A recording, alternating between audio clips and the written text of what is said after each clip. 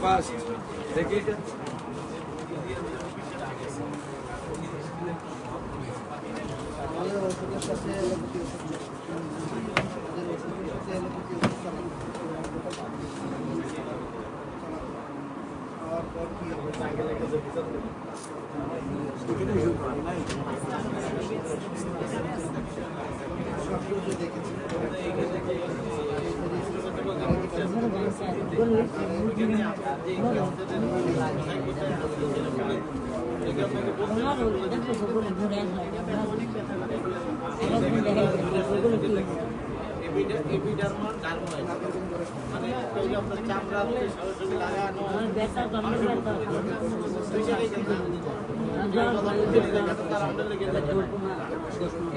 চামড়া তো